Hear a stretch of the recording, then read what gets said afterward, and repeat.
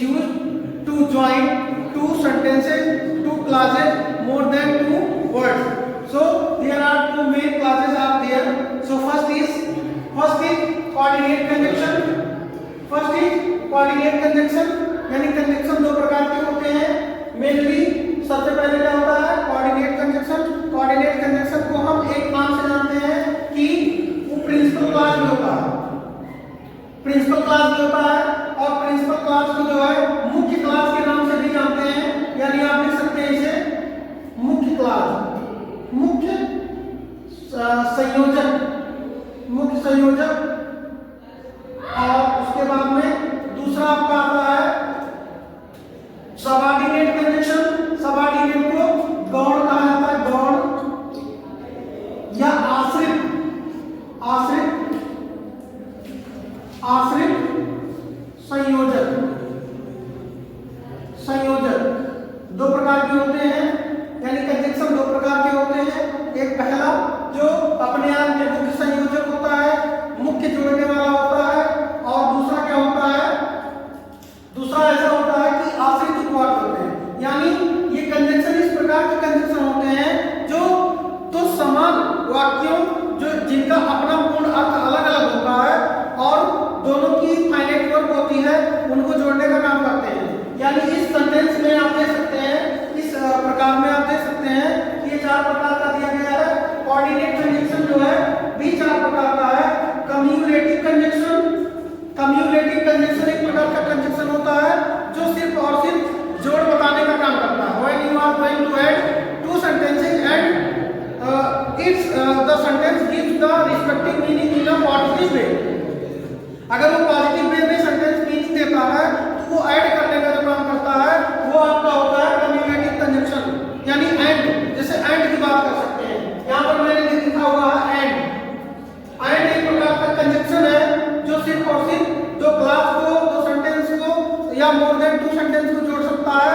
और वो सेंटेंस जो होंगे वो सिमिलर होंगे, मतलब मीनिंग जो होगा उनका अपना खुद का सिमिलर होगा। जैसे Hari and Ram, Hari and Ram goes to city, यानी एक ही कैटेगरी के होंगे। एंड जो होता है ये बेसिकली दो बराबर चीजों को ऐड करके और पॉजिटिव रिजल्ट देने का काम करता है। तो आपका ये होता है, इसमें कुछ कम्युलेटिव कंजंक्शन भी होते हैं, जैसे बोथ आपका हो गया, ठीक है, एज वेल एज हो गया। जैसे Ram as well as Shyam are better. फिर नेक्स्ट आपका है नो लेस देन, फिर उसके बाद not only but also, not only but also.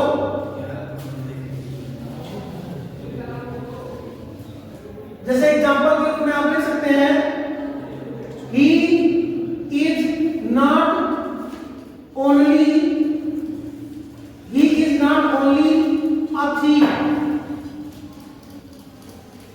But also his brother, but also his brother. तो इस तरीके से आप दूसरा भी सेंटेंस का मीनिंग निकाल सकते हैं। और फिर आपका नेक्स्ट आता है अल्टरनेटिव कंजंक्शन, यानी कोऑर्डिनेट कंजंक्शन का दूसरा रूप होता है आपका क्या होता है अल्टरनेटिव कंजंक्शन। अल्टरनेटिव कंजंक्शन एक प्रकार का कंजंक्शन होता है जो विकल्प बताने का काम करता है। जैसे डू और डाई, करो या मरो, अंदर आओ या बाहर जाओ, यानी ऑप्शन सेलेक्ट करने के लिए देता है। ठीक है, स्टे और गो, यानी रुको या जाओ।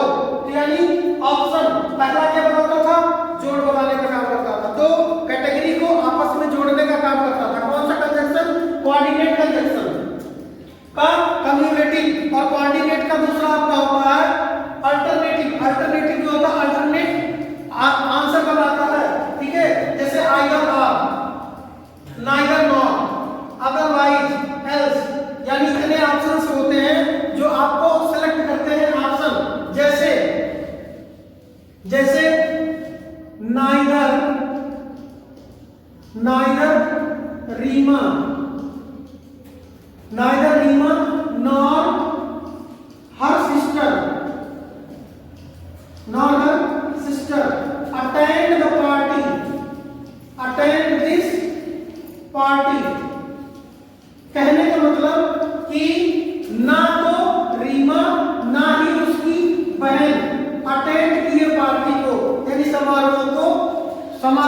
में ना वो और ना उसकी बहन ही उपस्थित हुई। तो ये ऑप्शन बताने का काम करता है, ठीक है, अल्टरनेटिव। और तीसरा आपका आ जाता है एडवर्सेटिव।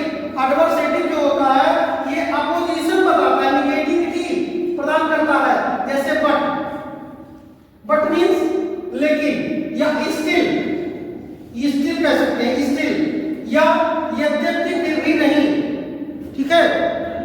तो आप बट की बात करते हैं, बट का मतलब होता है अपोजिशन, ठीक है। जैसे he worked hard, he worked hard, he worked hard but failed, but का मतलब क्या होता है, अपोजिशन बताता है, उसने कठिन मेहनत किया लेकिन फेल हो गए। तो बट जो होता है वो निगेटिविटी को बताता है, अपोजिशन को बताता है।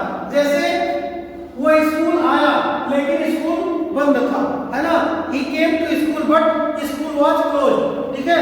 तो ये बताता है yet का मतलब होता है जब तक कि नहीं, ये ठीक है। yet you will pay, yet you will pay electric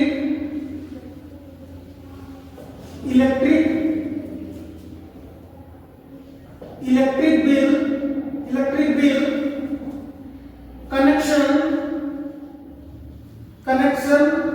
will not be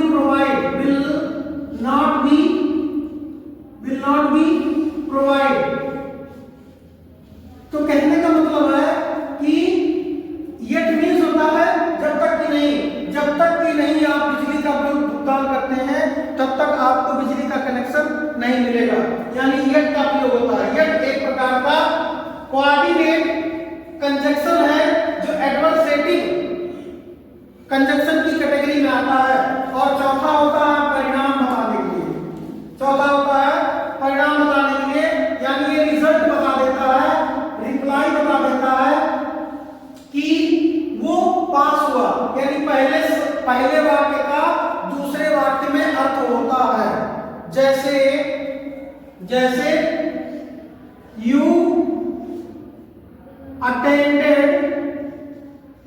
attended in exam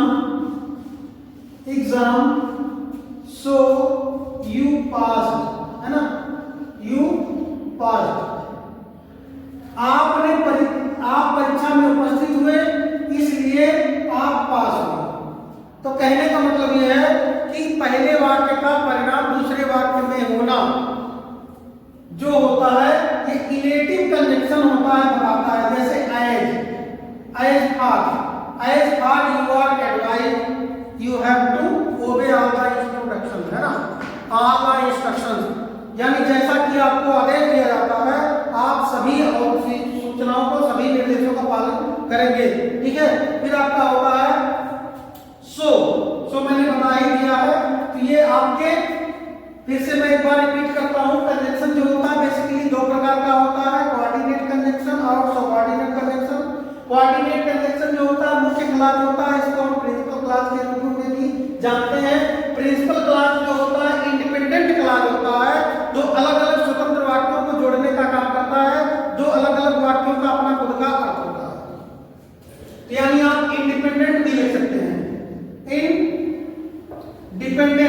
independent class भी या इंडिपेंडेंट कंजक्शन भी लिख सकते हैं।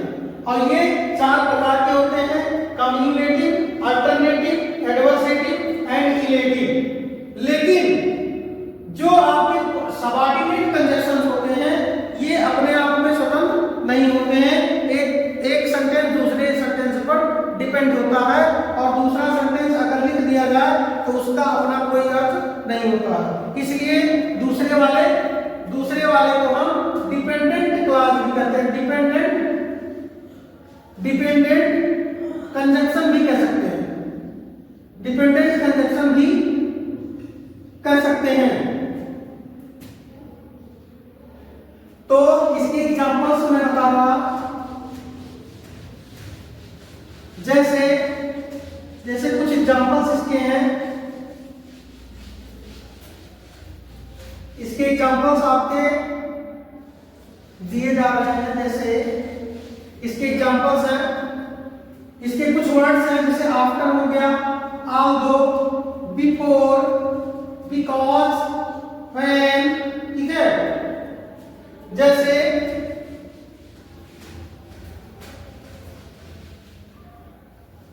जैसे हो गया आपका सिंस, है ना, सिंस हो गया तो आप कह सकते हैं since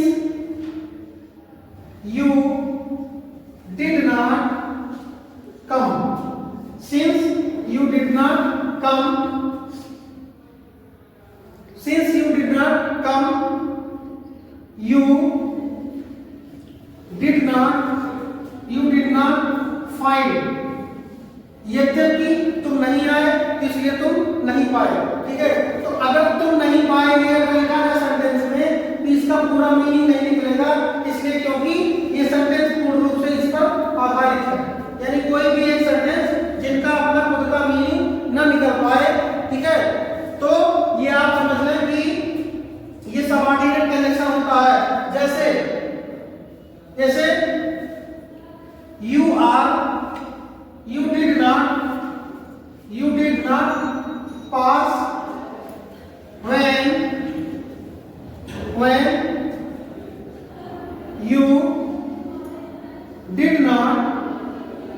when you did not solve